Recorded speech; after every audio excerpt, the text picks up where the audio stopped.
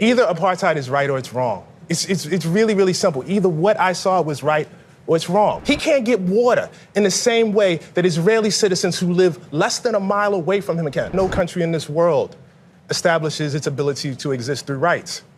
Countries establish their ability to exist through force.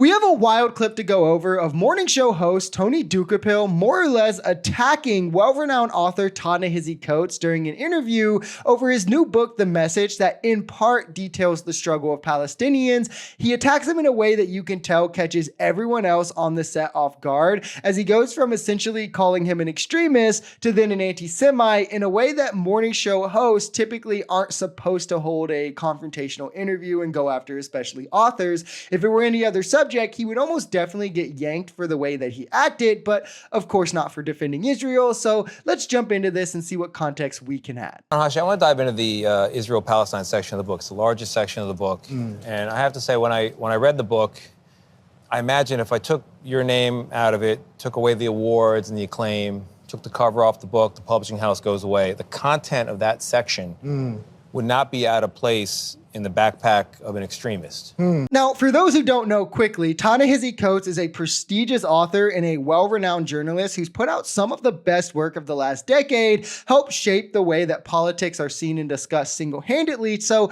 to say his work is essentially work you'd see in a terrorist backpack is insane. The Message is largely about how reporting and media can create narratives that distort realities on the ground. In the Palestine section, he details traveling to Palestine and seeing the everyday struggle of Palestinians, how they are subjected to apartheid, forced into poverty by Israel, and now living their day-to-day life in fear due to the carpet bombing campaigns and mass destruction of Gaza directly at the hands of Israel. And we're going to let more play before we dive in too deep, but just keep in mind how upset this host is about Ta-Nehisi just detailing the story of the oppressed rather than defending the oppressor. So then I found myself wondering, why does Ta-Nehisi Coates, who I've known for a long time, read his work for a long time, very talented, smart guy, leave out so much? Why leave out that Israel is surrounded by countries that want to eliminate it? Why leave out that Israel deals with terror groups that want to eliminate it?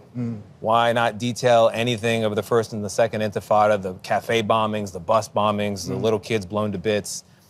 And is it because you just don't believe that Israel, in any condition, has a right to exist?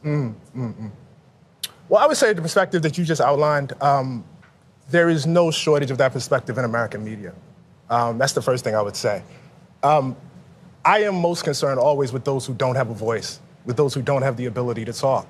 I have asked repeatedly in my interviews whether there is a single network, mainstream organization in America with a Palestinian-American bureau chief or correspondent. And to stress again, this is against the rules of engagement, so to speak. For these kinds of morning show interviews, you would never expect to see an attack like this, and you can tell Ta-Nehisi definitely was not, but he still does answer with such poise and gives the perfect statement, despite seemingly not knowing how hard he should go at this point. The host is trying to frame this in the usual way you see in American media. Oh, you're defending the Palestinians, so clearly you don't think that Israel should exist, and everything Israel does is just to defend themselves, and they're the only Jewish state, so they have to defend, and blah, blah, blah, blah, blah. And it really just comes down to Ta-Nehisi trying to give a voice to the voiceless. What is so wrong with that? The perspective he laid out, the host, is one that we hear on every media station, from Jewish hosts or Israeli guests especially. Meanwhile, there is no Palestinian host to speak to the Palestinian struggle. There is no Palestinian media station getting mainstream coverage. Palestinians get censored from speaking at the DNC, outright rejected at the RNC, censored at commencement speeches at their schools. They are not only voiceless,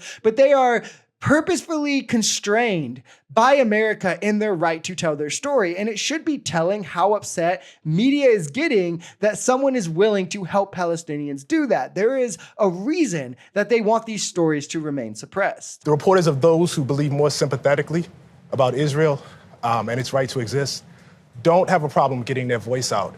But what I saw in Palestine, what I saw on the West Bank, what I saw in Haifa in Israel, what I saw in the South Hebron Hills, those were the stories that I have not heard. And those were the stories that I was most occupied with. I wrote a 260-page book. It is not a treatise on the entirety of the conflict between the Palestinians and the Israelis. But if you were to read this book you would be left wondering, why does any of Israel exist? What a horrific place, committing horrific acts on a daily basis. So I think the question is central and key. If Israel has a right to exist, and if your answer is no, then I guess the question becomes, why do the Palestinians have a right to exist? Why do 20 different Muslim countries have a right to exist? My answer is that no country in this world establishes its ability to exist through rights.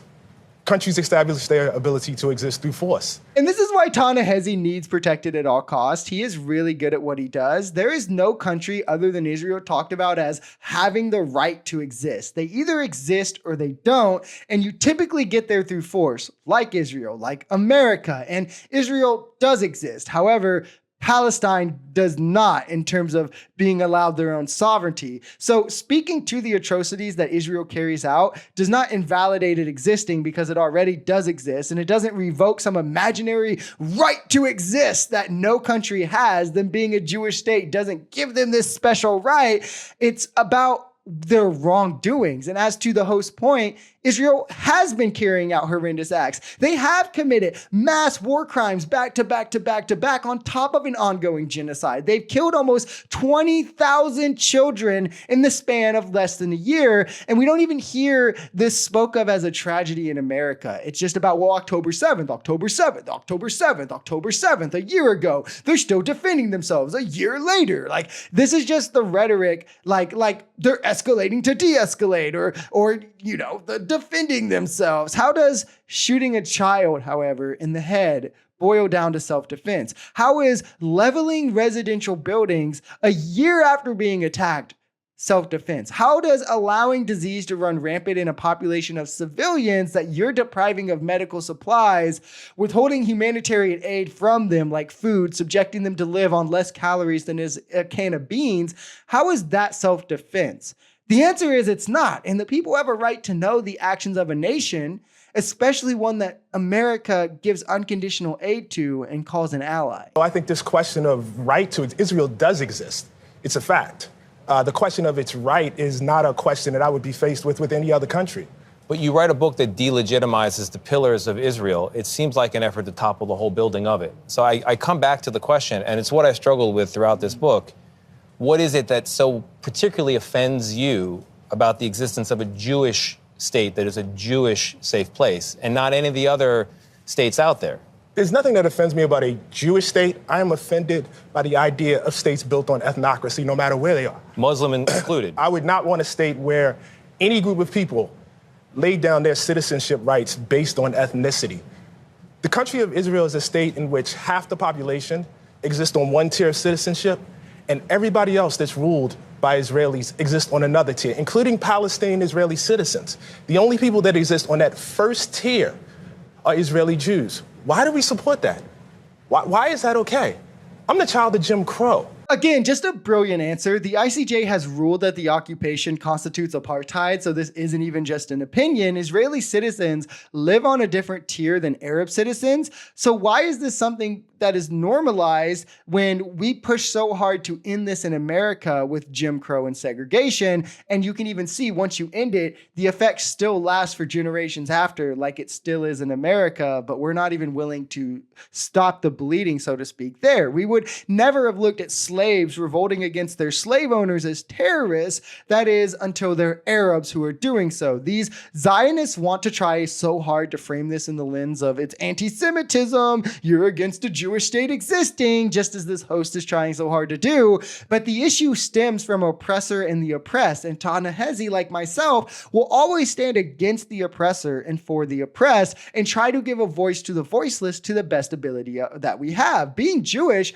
has nothing to do with it. It stems from the same foundation that we would oppose Jim Crow, the same foundation that we would oppose Russia invading Ukraine, the same foundation in which I oppose Saudi's actions in Yemen. The list goes on and on and on, and it will always be imbalanced in the power structure when the oppressor is the one given the microphone and the oppressed is constantly trying to play a game of catch up. I walk over there and I walk through the occupied territories and I walk down the street in Hebron. And a guy says to me, I can't walk down the street unless I profess my religion. I'm with another pastor. No. I want to. This is very, very important. It is important. It is extremely important. Yeah, let it lay it down. I'm working with the person that is guiding me is a Palestinian whose father, whose grandfather and grandmother was born in this town. And I have more freedom to walk than he does. He can't ride on certain roads.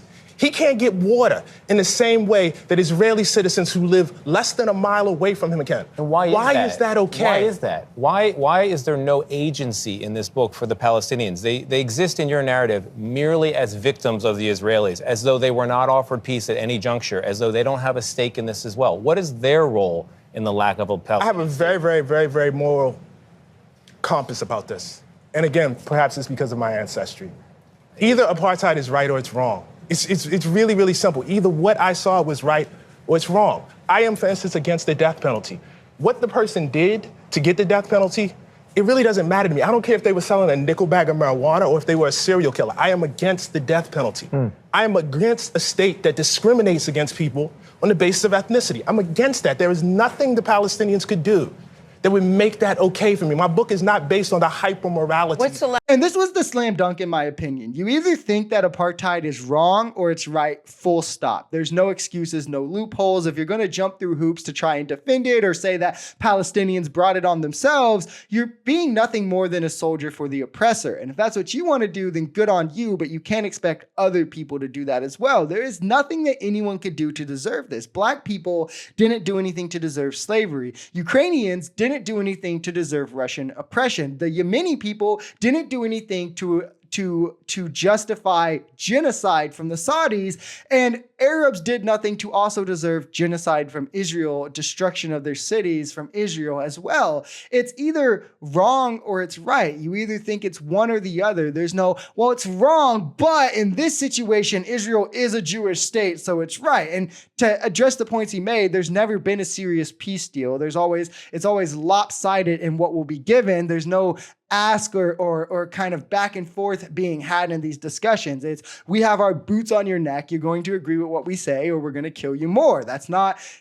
negotiating in any way, shape, or form. And most major conflicts between Israel and Palestine were predicated on Israeli actions, and giving the Palestinians a platform to speak to their struggle is giving them agency. And it's doing that in a way that CBS would never, in a way that mainstream media would never, and in a way that America has pushed back on doing for decades now.